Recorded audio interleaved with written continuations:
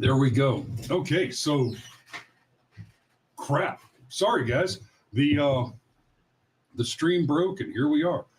So I popped it back up as quick as I could, and now I'm coming at you through the Restream studio setup that's a little wonky. So we'll see what happens. Man. You know, when you have when you start the show with a technical difficulty like that, it really just screws up the whole show for the rest of it. I will try not to let it distract me too much. Here's what I want to talk about. I'm gonna go ahead and nope, no time for that. I'm not gonna waste any time on that. We're just gonna go to. Okay, so the thumbnail showed that basically we're talking about the upcoming narrative. So Joe Biden gave his kind of farewell address last night where he and it was bizarre. It was obviously pre-recorded. What made it bizarre? This has never happened before. We've never had a president just step down and say, you know what? I'm not qualified to do this job, so I'm not going to try to keep doing it. Okay, hold on a second. I got some questions.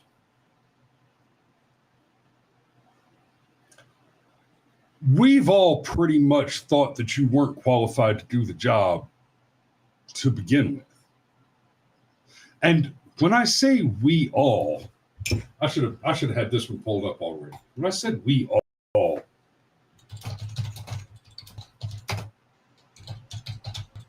I've referenced this. I've referenced this article a few times. I should actually pull it up and share it with you and talk about it for a second. This is from The Atlantic. The article says, "Stay alive, Joe Biden. We only need your corporeal presence.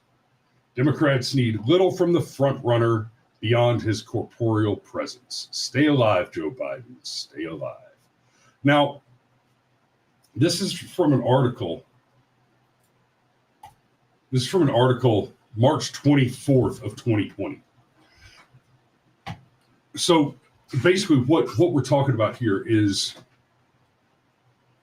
almost 6 months, right? March to November. More than 6 months before the 2020 election, the Democrats knew that they were running Bernie. And not the quirky, crazy, Muppet washed on hot fucking communist Bernie Sanders. No. Weekend at Bernie's with sunglasses and a Hawaiian shirt and puppet strings to keep the Mai Tais floating. They knew and admitted as much that Joe Biden was basically already dead way back then.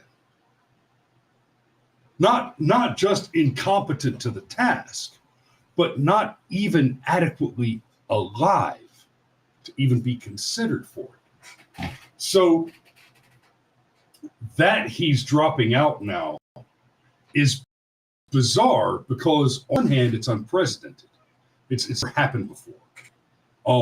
Amusingly, however, while Biden's actions are unprecedented, it would appear that Biden is about to also be unprecedented. But he said, I'm not good. I can't run. I can't do it again. It's time to pass it down to the next generation, to the 60-year-old bad cop, Kamala Harris, to the 60-year-old border czar, Kamala Harris. The cringe with me when we say the phrase mamala. Okay, this bitch. Now, there are a few narratives that are going to come up. A big one is going to be the cop versus con narrative. And that's the one that I want to spend the most time on this morning. Because I want to spend the most time on that one, I want to go ahead and knock this one out real quick. There are several of the mainstream media outlets are running articles and headlines about the border czar thing because, frankly, Kamala is going to have to defend her record. She's going to have to defend her record on the border because she was instructed by Biden to do this job, and she failed at it. Yes, Kamala Harris was okay. So this is the Time magazine article from a few days ago. Kamala Harris wasn't the border czar. Here's what she did. Okay, that's enough. We've read the headline. We know they're lying. I hate to use National Review as a reference.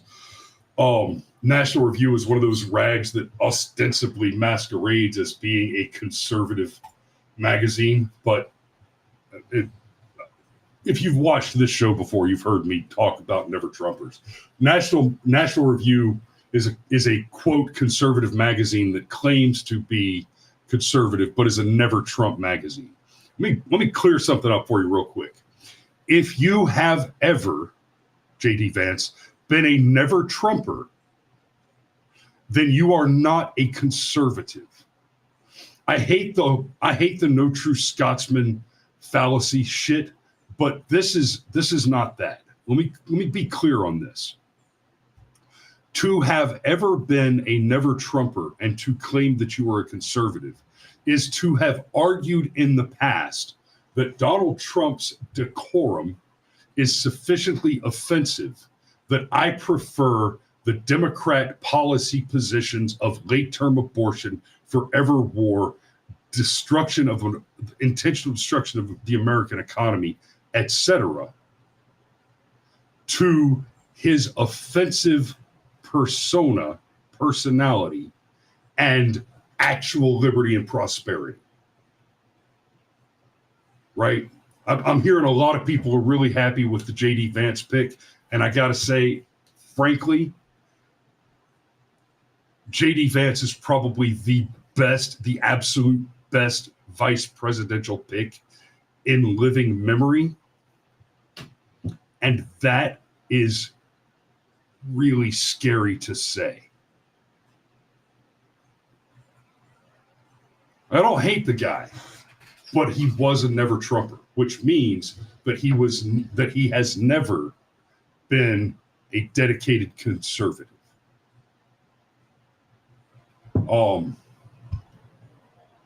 And that so I don't want to go too far down that rabbit hole, but you having to use National Review as a reference, of course, Harris was the border czar. Vice President Kamala Harris delivers remarks, blah, blah, blah. As part of its promotion of Kamala Harris's candidacy, the legacy media is working overtime to deny the president that President Biden named his vice president as border czar. So let me clear something up real quick, just in case these guys aren't smart enough to handle it. There is no official position in the U.S. government of any type called star.czar. It is a nomonym. It is a referential commentary.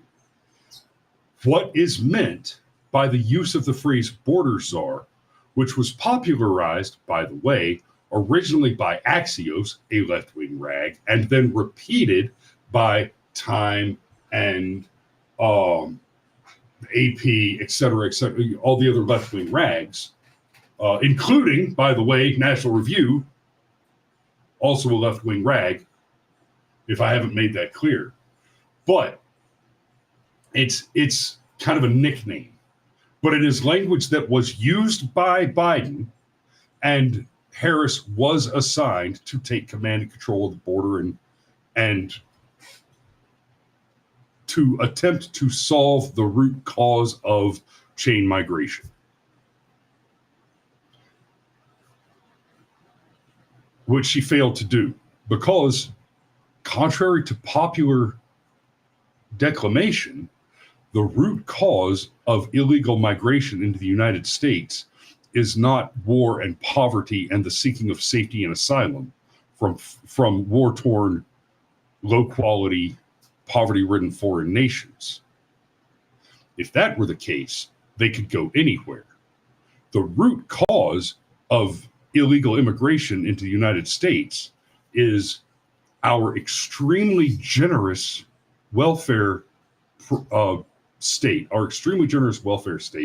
coupled with a very effective NGO conglomeration dedicated to the destruction of U.S. prosperity and liberty. That conglomerate of organizations is funded by tech billionaires, by DNC representatives, by elected politicians in the Democrat Party, and yes, by some elected Republicans. It is a gigantic network of anti-American, non-governmental organizations that use a mix of private donations and U.S. taxpayer dollars to not only entice and incentivize foreign nationals to make the trek and cross our border illegally, but to specifically assist them in doing so. They managed to get here, not just from Mexico, but from South America, from the Middle East, from China. So we're talking about people who have nothing show up at our border, having had to have crossed deserts and oceans. And they arrive with smartphones. And Sergeant Major correctly points out, NGOs like the Red Cross, Catholic Charity, etc. And frankly, those are bad at this, in this. And it pains me because it's a little less black and white than something like Planned Parenthood. Like the Red Cross does some good stuff. The Red Cross really does, but they're infected with liberals, with leftists. Same thing with Catholic Charity, any Catholic church, really. The Catholics have been infected with leftism, and it's a problem.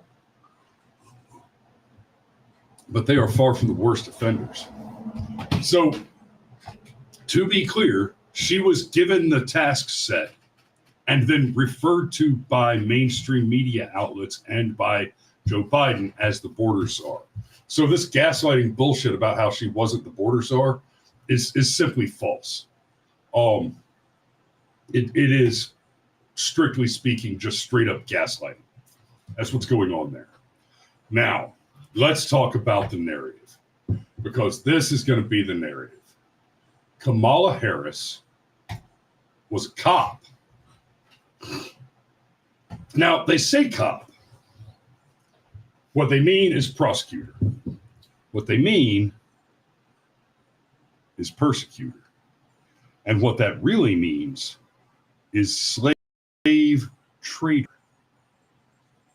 Kamala Harris is morally, if not legally, indistinct from an open-air slave trader in her history. Oh, amusingly, there was just a there was a report just recently, but it turns out that of all living presidents, this is hilarious, right? They remember the lefties made a big deal out of, oh, Donald Trump's family name comes from an old German name, Drumpf. Oh, his name is Drumpf. Okay. And like, I mean, was there more to that? Oh, there wasn't. But there is, because it turns out that Donald Trump, of all the living presidents, including Barack Obama, is the only one not descended from slave owners. Like I told some of my buddies yesterday, I'm not sure if that might make me like him less.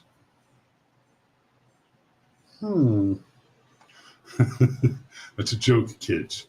That's a joke. But Pitt Danny asks a great question. So who does she pay reparations to? That is a very interesting question, because when one is wrongfully incarcerated, imprisoned, etc., like say, for example, you're arrested by a police officer for the crime of refusing to ID with no underlying crime, your legal recourses are multifarious and several. You, in that case, after your charges are thrown out by a competent judge, hopefully, let's just assume that it goes at least that well for you after that point, then you will be filing a civil lawsuit against the city and or county of jurisdiction for the precinct that the officer works for. You will be filing another civil suit against the officer himself, naming him personally, and on winning that suit, if you're careful and file it correctly and hire a competent lawyer, you're not going to sue him for a cash settlement. You're going to attach yourself to his pension. And then, of course, you're going to file a criminal complaint, because when a person acting outside of the law, even if that person is a law enforcement officer, illegally takes a person into an arrest, into confinement, that's called kidnapping, badge or no. Now, that's going to be a bit of a long slog uphill, because you're going to have to prove not only that you were wrongfully arrested, but that the officer clearly knew that he was wrongfully arresting you. Now, in this charged example that I laid out, it's just, hey, let me see your ID. No, you have no reason to ask me for my ID. Then there you go. That one's pretty easy, because every officer should know that there's this thing called the Fourth Amendment. So that would be how the reparations question would be answered, Danny, is every single person who was a victim of Kamala Harris's bad cop work should basically sue her personally. And maybe that's something that we should try to get trending on social. Hey, did you ever have to fight forest fires for $2 a day because Kamala Harris lost your evidence? That sounds like a potential class action lawsuit to me. I wonder if there's an attorney out there with the sack to pull that one out. So Tulsi Gabbard brought the Hawaiian Punch and did a fantastic job of bringing this up in the debates. I want to watch this real quick, because I'm going to make another point about how voting works, or in this case, clearly doesn't. I want to bring the conversation back to the broken criminal justice system that is disproportionately negatively impacting Black and brown people all across this country today. Now, Senator Harris says she's proud of her record as a prosecutor and that she'll be a prosecutor president, but I'm deeply concerned about this record. There are too many examples to cite, but she put over 1,500 people in jail for marijuana violations and then laughed about it when she was asked if she ever smoked marijuana. She blocked evidence. She blocked evidence that would have freed an innocent man from death row until the courts forced her to do so. She kept people in prison beyond their sentences to use them as cheap labor for the state of California. And she fought to keep cash bail system in place that impacts poor people in the worst kind of way. Thank you, Congresswoman. Senator Harris, your response? I mean, yeah. I mean, absolutely. Unverified says, this was epic. Don't know much about Tulsi, but I knew her name after this. Exactly. This was actually true for a lot of people. Most casual observers, most people who don't just follow the news all the time.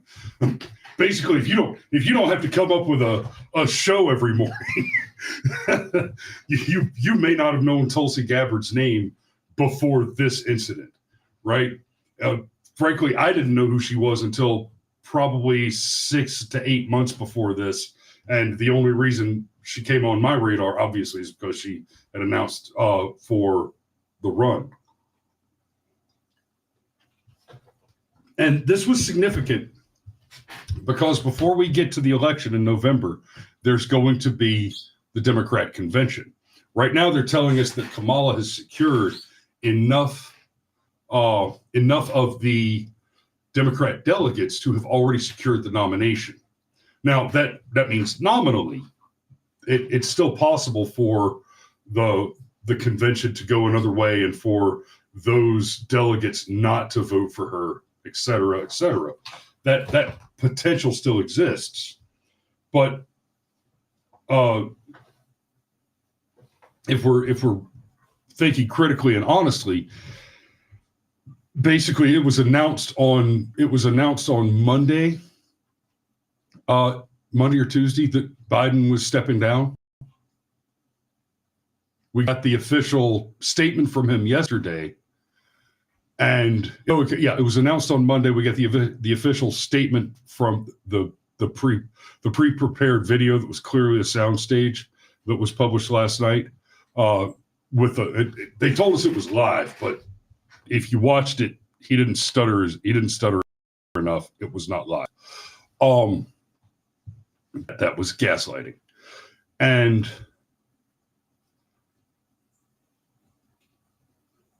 yeah, so. We get the announcement, and within 24 hours, we're being told, oh, she's secured enough delegates to, yeah, I'm sure she has. And just like how the convention is usually the end of June, beginning of July, and now it's going to be sometime in August. It's never been this late before, right? Guys, I mean, it's getting harder and harder every day not to put on the tinfoil hat and say, okay, the convention was scheduled for the latest it ever has been. And that was done way back in January. They waited until after the failed attempted assassination of Donald Trump. And they did it almost immediately to hot swap Biden for Kamala, right? They waited until after the actual primary process was over, where it's mind-blowing that Joe Biden was able to win the Democrat nomination. It's actually difficult to keep up with all of the shenanigans that are going on, because there are several reasons that they chose to delay the convention to as late as they had. 19 August. Thanks, Sergeant Major. There are several reasons that they chose to delay the convention until the end of August instead of doing it, end of June, beginning of July, like it normally is. Not least of which was to give the courts the corrupt court system and corrupt prosecutors the maximum possible amount of time to create this bizarre narrative of the multiple false convictions. So right now, the narrative we're going to be looking at is cop versus criminal. She's a prosecutor, and Donald Trump is. She's the prosecutor, and Donald Trump is a criminal, a convicted felon, even. And every time you hear that phrase "convicted felon" in reference to Donald Trump, you need to take it with an absolute grain of salt. It's not just that he's not actually guilty of the crimes of which he was charged. It's more than that. He was never charged with or convicted of a felony which could be used within the unanimity of the jury's verdict to prosecute the misdemeanors which had far passed their statute of limitations. There is such a thing as an illegitimate conviction. That whole conviction, if there's any justice, will not be defeated on appeal. It will be vacated as a fraudulent or frivolous isn't even the word. What Judge Merchant did was not just bad judging. He wasn't just acting in bad faith. He actually committed crimes. He defrauded the jury, and he defrauded the people of the United States of America, and he defrauded Donald Trump. And hey, come at me, bro. Truth is a defense to defamation claims. So they've worked very hard to set up this narrative. And the other narrative that I want you to pay attention to, this is going to be more and more important as we go forward, is this narrative that we've been told over and over and over again that Donald Trump is a threat to democracy. He's a threat to democracy. He's a threat to democracy. Donald Trump was elected. And he won the primary. Donald Trump was voted for by Republicans in the primary. Kamala Harris has never received a single primary vote for the presidency. She dropped out in 2020 before a single vote was cast in the primary. She quit. And now we're going into her second campaign for president, in which she has now been installed as the nominee without ever having had a single vote cast for her. Now, it's still possible that when the delegates change their vote, they decide else. But it's looking less and less likely, because it looks so much like what has happened here is the party machine has decided that Kamala's their girl and they want to install her. And so anybody that you hear saying the words, Donald Trump is a threat to democracy, they're not a serious or intelligent person, because they have just had their candidate chosen for them against their will. Right? And I say that advisedly. Let me repeat that: against their will. Because I don't care who you are. I don't care what your opinion of Kamala Harris is. The fact is this: if you are one that believes that Donald Trump is a threat to democracy, or if you're not, you personally, individually, every single person who hears me say these words, this statement is true of you. You did not vote for Kamala Harris in a primary for the presidential election. Not damn one of you. Even if you think you would have liked to, you were deprived of that opportunity. Now, my viewers are reasonably smart people. I know, because they like to buy me coffee, which, by the way, link was in the other description. So I'll throw you the coffee link real quick. But I just broke my joke because we had the technical difficulty earlier. But I know that my viewers are smart people because they like to buy me coffee, and they do that at this link right here. And so the possibility, the probability, the likelihood that anybody watching this or anybody that watches this in the future would actually have preferred to have voted for Kamala in a primary this year is slim to dick. I know that. You know that. But,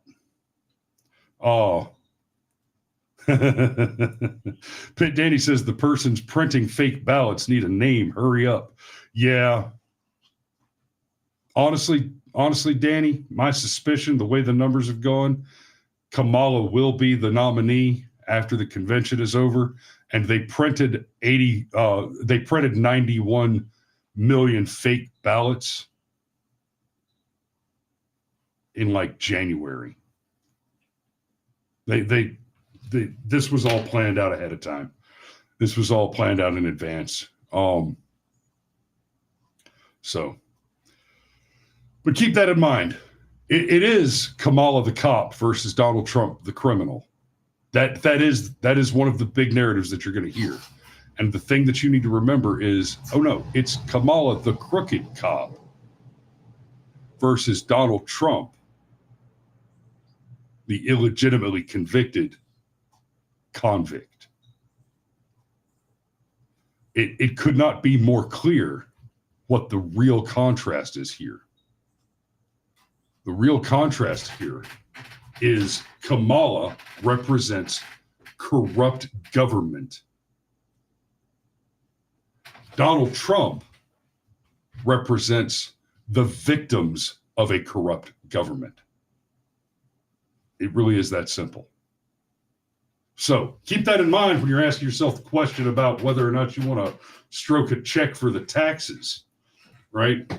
You know, hey, you feel like making a big purchase, you want a new boat, new house, new whatever, new car, et cetera, ask yourself this question: who gets your taxes? No, fuck them. Keep driving the 25-year-old Ford F-150. Thanks for watching this morning, guys. We love you, and we will see you tomorrow.